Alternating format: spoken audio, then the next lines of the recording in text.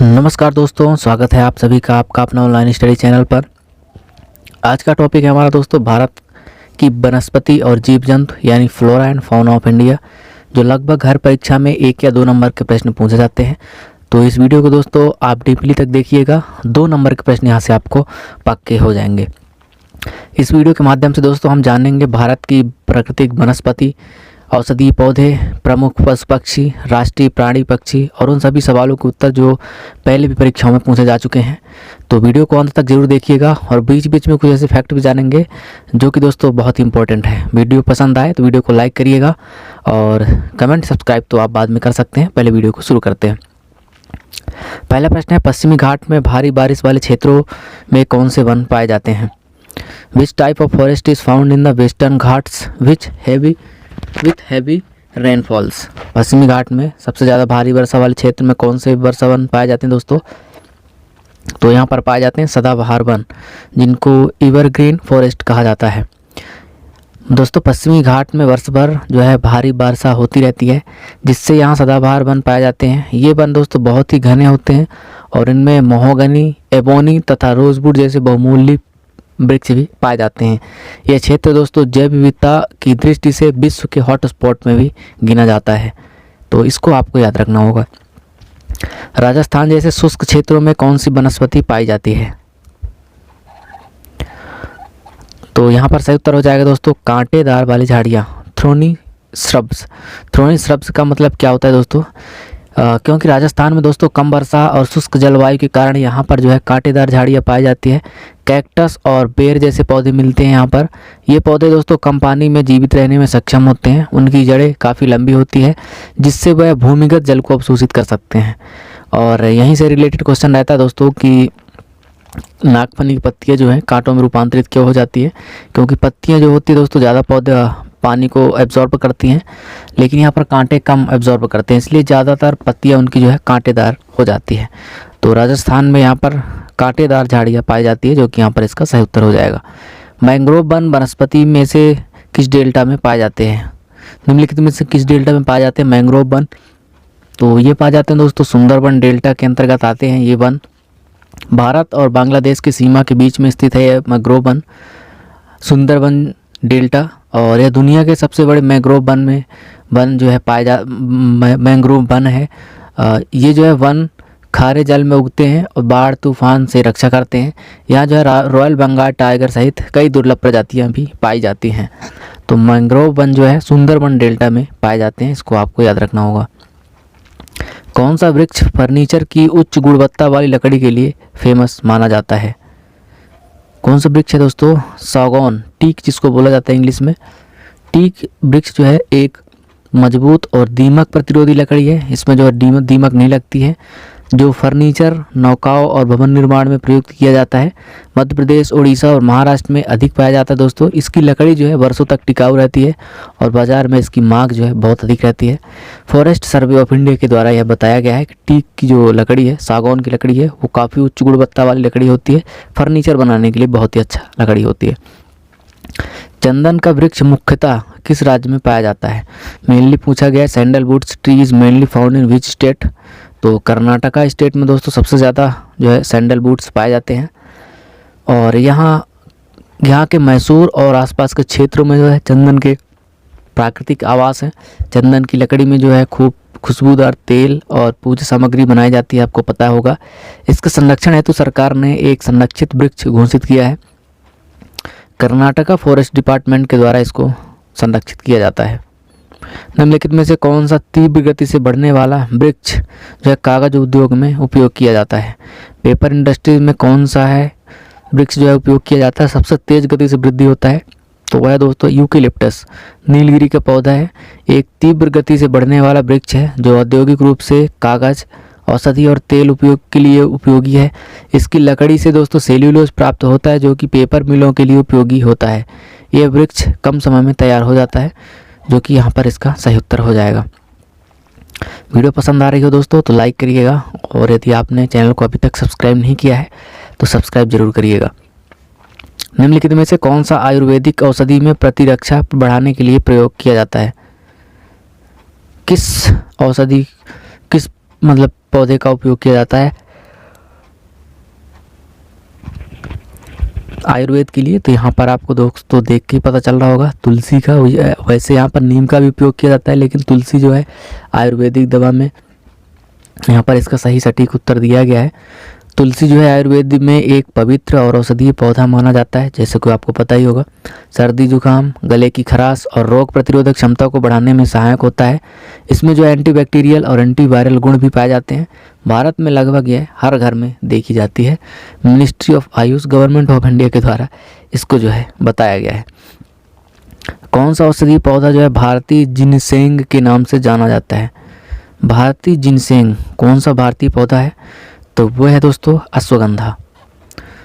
अश्वगंधा को भारतीय जिनसेंग कहा जाता है क्योंकि ये दोस्तों स्ट्रेस, चिंता, थकान और कमजोरी को दूर करने में मदद करता है। अश्वगंधा यह आयुर्वेदिक में जो है टॉनिक के रूप में उपयोग होता है और शरीर की रोग प्रतिरोधक क्षमता को भी यह मजबूत करता है।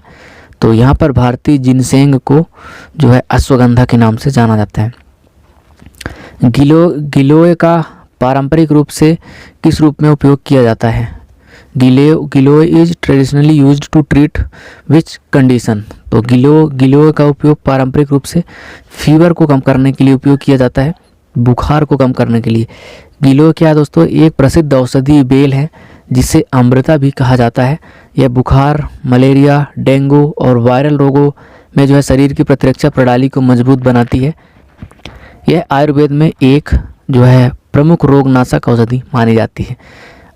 दोस्तों आप जो है फ्लोरा एंड फौना से रिलेटेड क्वेश्चन देख रहे हैं, इसलिए आपको वही वृक्ष, जीव जंतु देखने को मिलेंगे।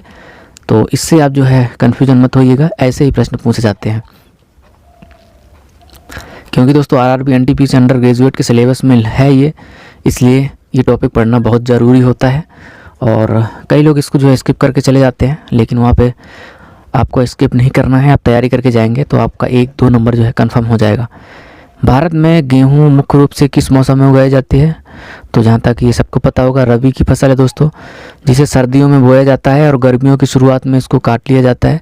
इसकी बुवाई जो है अक्टूबर-नवंबर में और कटाई जो है अप्रैल-मार्च में होती है। पंजाब, हरियाणा और उत्तर प्रदेश इसके प्रमुख उत्पादक राज्य हैं जो कि यहाँ पर। और कौन सी खरीफ फसल है? तो यहाँ पर चावल जो है खरीफ फसल है, क्योंकि दोस्तों यह चावल जो है प्रमुख खरीफ फसल है जिसे मानसून के साथ बोया जाता है। इसकी बुवाई जो है हमेशा जो है जून जुलाई की अक्सर होती है और कटाई की बात करें तो अक्टूबर नवंबर में हो जाती है। चावल को अधिक जल की आवश्यकता होती है क्योंकि पश्चिम बंगाल, आंध्र प्रदेश, बिहार, उत्तर प्रदेश इसके प्रमुख उत्पादक राज्य हैं। अधिक जल की आवश्यकता होती है, इसलिए दोस्तों इसको खरीफ की फसल कहा जाता है और बारिश के सीज़न में, मानसून के सीज़न में इसको बोया जाता है।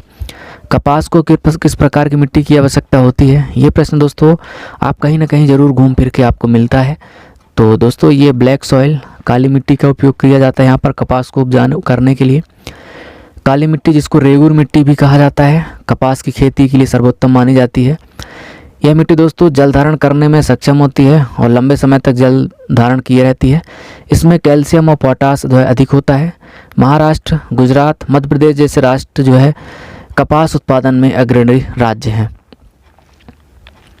निम्नलिखित में से कौन सा भारत का स्थानीय पौधा है? तो भारत का स्थानीय पौधा कौन सा है दोस्तों? साइकस बेडेडोमी। साइकस बेडेडोमी ये कौन सा पौधा है दोस्तों? इसको अभी देखते हैं। ये एक स्थानीय पौधा होता है दोस्तों जो केवल आंध्र प्रदेश के तिरुपति क्षेत्र में पाया जाता है, इसलिए इसको दोस्तों भारत का स्थानीय पौधा बोला जाता है। केवल एक ही एरिया में पाया जाता है, वो है आंध्र प्रदेश का तिरुपति क्षेत्र। यह दोस्तों बहुत ही दुर्लभ और संकटग्रस्त प्रजातियों में गिना जाता है। इसे जो है IUCN की रेड लिस्ट में भी रखा गया है। इंडरग्रेंड प्रजातियों में भी इसको रखा गया दोस्तों, क्योंकि अभी ये विलुप्त होने के कगार में है, इसलिए इसको जो है IUCN की रेड डाटा बुक में इसको शामिल किया गया है। जो पौधे केवल किसी विशेष क्षेत्र में पाए जाते हैं उन्हें क्या कहते हैं? जैसे कि अभी हमने देखा दोस्तों, उन्हें जो है स्थानिक कहा जाता है, एंडेमिक। वह केवल वे पौधे होते हैं जो किसी एक विशिष्ट क्षेत्र या देश में ही पाए जाते हैं और कहीं नहीं पाए जाते। ये जलवायु और पर्यावरण के अनुसार अनुकूलित होते हैं, जैसे कि साइकस बेडेडोमी। इनका संरक्षण जो है आवश्यक होता है। संकटग्रस्त पौधों की सूची जो है रेड डाटा बुक कौन सी संस्था प्रकाशित करती है?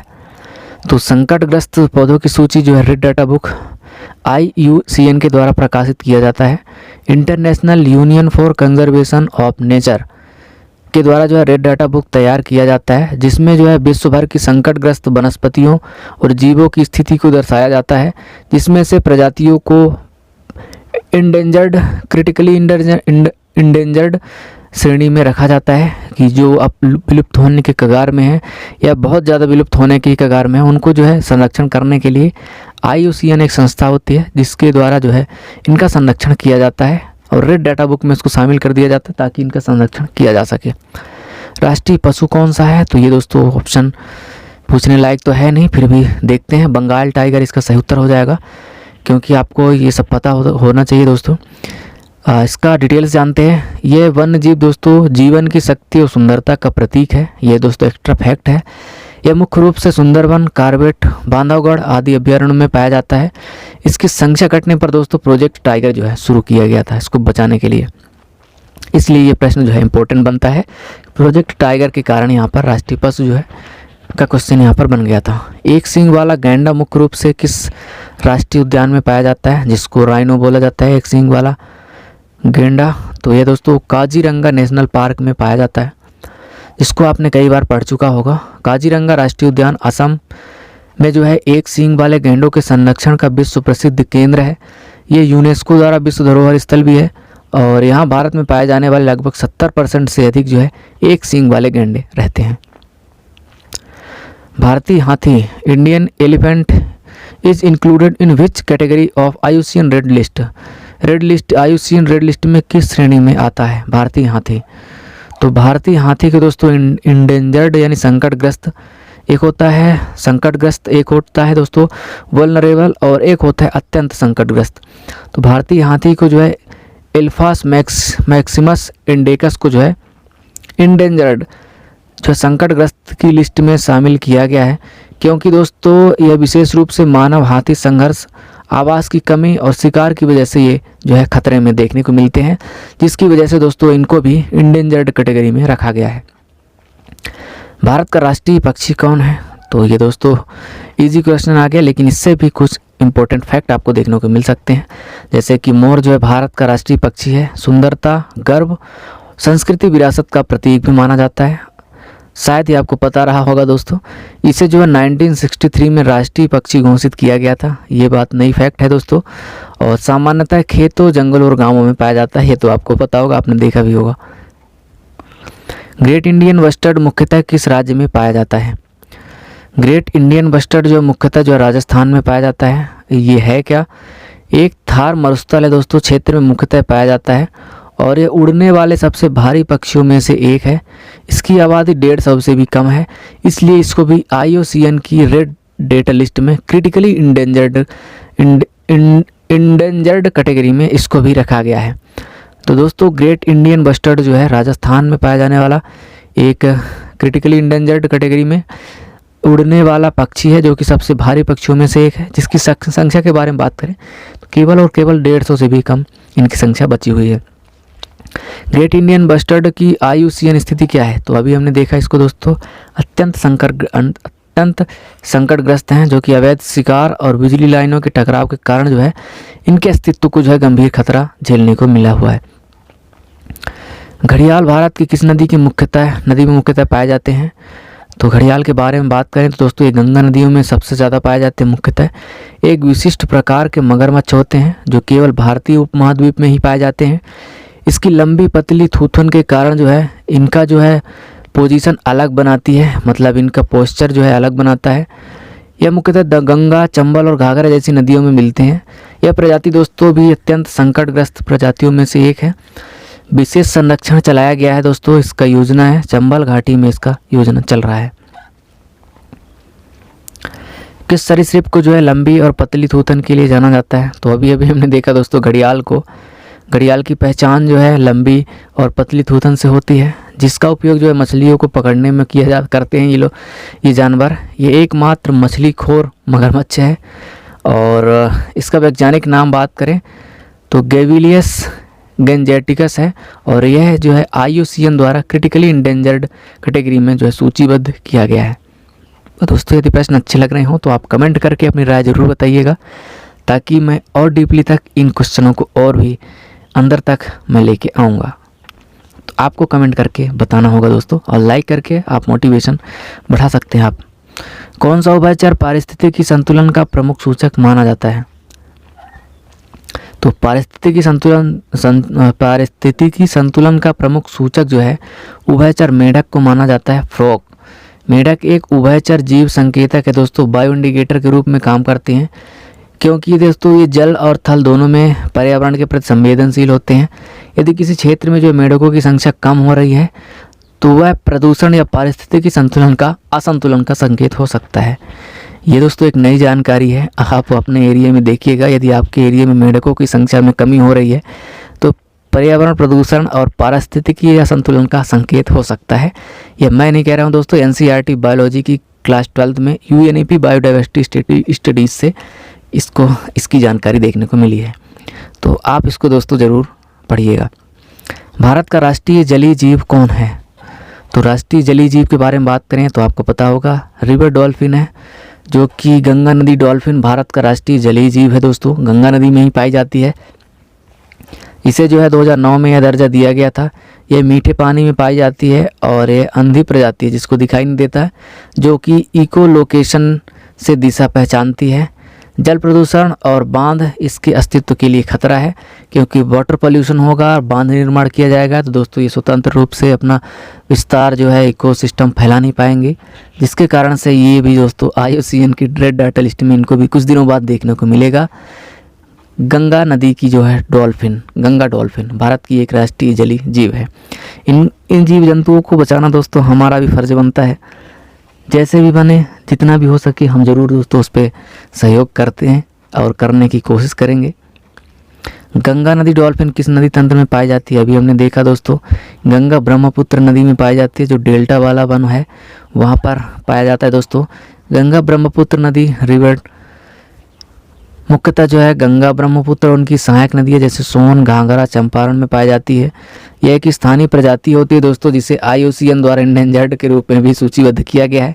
अभी हमने बात किया था दोस्तों ऊपर वाले क्वेश्चन में कि ये भी दोस्तों वाटर पोल्यूशन और बांध निर्माण के कारण, इनको खुली आज़ादी नहीं मिलने के कारण जो है इनकी जो कैटेगरी जो है ये भी है IUCN के द्वारा इंडेंजर्ड कैटेगरी में शामिल किया जा चुका है। इसलिए इनको बचाना हमारा कर्तव्य है दोस्तों, इनके चलते ही हमारा इकोसिस्टम चलता है। Olive ridley turtles, olive ridley केचुए जो भारत के किस तट पर सामूहिक अंडे देने के लिए फेमस माने जाते हैं?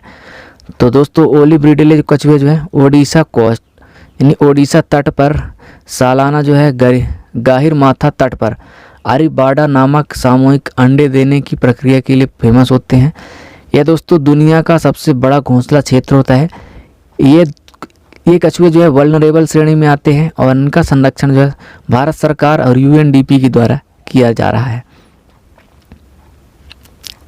प्रोजेक्ट टाइगर जो है किस वर्ष शुरू किया गया था? तो प्रोजेक्ट टाइगर के बारे में बात करें तो 1973 में जो है प्रोजेक्ट टाइगर को शुरू किया गया था। प्रमुख संरक्षण योजना है। इसका मुख्य उद्देश्य भारत में बाघों की घटती संख्या को रोकना और उनके प्राकृतिक आवासों को संरक्षित करना। इनकी शुरुआत जो है 9 टाइगर रिजर्व के साथ हुई थी, जो कि अब इसमें 50 से ज़्यादा टाइगर रिजर्व इसमें शामिल हो चुके हैं। IUCN रेड लिस्ट जो है कौन सी संस्था प्रकाशित करती है? तो IUCN जो है IUCN के द्वारा ही लिस्ट प्रकाशित किया जाता है, रेड डाटा बुक। IUCN का फुल फॉर्म के बारे में बात करें तो यहाँ पर होता है दोस्तों international union for conservation of nature, एक वैश्विक संगठन है जो कि जीवों की स्थिति की निगरानी करता है। इसकी रेड लिस्ट जो है संकटग्रस्त प्रजातियों की संरक्षित सूची है, जिसमें जो है विशिष्ट प्रकार की प्रजातियों का विलुप्ति की संभावना को प्रदर्शित करता है और अलग अलग क्षेत्रों में इनको दर्शाता है। भारतीय बाघ को निम्न वन्यजीव संरक्षण अधिनियम 1972 की किस अनुसूची में रखा गया है? तो इनको जो है अनुसूची फर्स्ट में ही रखा गया दोस्तों। वन्यजीव संरक्षण अधिनियम 1972 की शेड्यूल फर्स्ट अनुसूची प्रथम में अंतर्गत आने वाली प्रजातियों को जो है उच्चतम कानूनी संरक्षण प्राप्त होता है, जैसे कि बंगाल टाइगर को इसी अनुसूची में रखा गया है, जिसके कारण से जो है इसके शिकार पर जो है व्यापार पर पूर्णतः प्रतिबंध लगाया गया है। तो इस प्रकार इसमें कुछ सूचियां हैं। जो प्रथम अनुसूची है उस पर जो है हाईली रिस्ट्रिक्शन लगाया गया है, संरक्षण लगाया गया है, जिसके कारण दोस्तों यहाँ पर बंगाल टाइगर रिजर्व को मतलब बाघ रिजर्व को यहाँ पर अनुसूची फर्स्ट में रखा गया है। अब यहाँ पर एक लिस्ट है दोस्तों, जिसके अंतर्गत फ्लोरा एंड फाउना रिलेटेड कुछ शॉर्ट फॉर्म्स हैं जिनको आपको पढ़ना तो है थोड़ा सा इम्पोर्टेंट हो जाता है, क्योंकि ये जानकारी आपको जानना जो है ज़रूरी है। कुछ फुल फॉर्म्स हैं, उनका हिंदी में अर्थ क्या है, जैसे IUCN international union for conservation of nature, प्रकृति संरक्षण के लिए अंतर्राष्ट्रीय संघ है। आप चाहो तो दोस्तों इसका स्क्रीनशॉट ले सकते हो। World wide fund for nature, प्रकृति के लिए विश्वव्यापक कोष है दोस्तों। MOEFCC ministry of environment, forest and climate change, पर्यावरण एवं जलवायु परिवर्तन मंत्रालय, जिसके द्वारा ये मंत्रालय को देखा जाता है। NTCA national tiger conservation authority, cities conservation on international trade in endangered species, WPA। दोस्तों इनको आप एक बार ज़रूर पूरा पढ़िएगा। जैसे आप इसको पढ़ेंगे ना तो आपके माइंड में कहीं ना कहीं ये चीज़ें जो है छप जाएंगे, तो आप कहीं भी देखेंगे तो आप जो है उसको रिकॉल कर पाएंगे। आप चाहो तो इसका स्क्रीनशॉट ले सकते हैं, जिसको मैं इसमें शामिल कर दिया हूँ, और पूरी तरीके से आप इसको स्क्रीनशॉट ले सकते हैं। जैसे कि GIS का फुल फॉर्म है जियोग्राफिक इंफॉर्मेशन सिस्टम, भौगोलिक सूचना प्रणाली। GPS यहाँ पर ग्लोबल पोजीशनिंग सिस्टम है, वैश्विक स्थान निर्धारण प्रणाली। NP नेशनल पार्क, PF है प्रोटेक्टेड फॉरेस्ट, RF होता है रिजर्व फॉरेस्ट, RFD होता है रिजर्व फॉरेस्ट डिवीज़न। तो इस प्रकार दोस्तों आज की वीडियो में हमने फ्लोरा एंड फाउना यानी भारत की वनस्पति और जीव जंतुओं के बारे में इंक्लूड किया था, क्योंकि यहाँ से प्रश्न दोस्तों पूछे जाते हैं और क्योंकि सिलेबस में दिया गया था, इसलिए हमने इंक्लूड किया। वीडियो कैसा लगा ज़रूर आप अपनी राय बताइएगा। मिलते हैं एक अगली वीडियो में एक नए टॉपिक के साथ। चैनल को सब्सक्राइब नहीं किया है तो ज़रूर सब्सक्राइब करके बेल आइकन को ऑन करके रखिएगा, ताकि अगली वीडियो की भी अपडेट आपके यहाँ तक पहुँचती रहे। पढ़ते रहिए, मिलते हैं अगली वीडियो में। जय हिंद, धन्यवाद।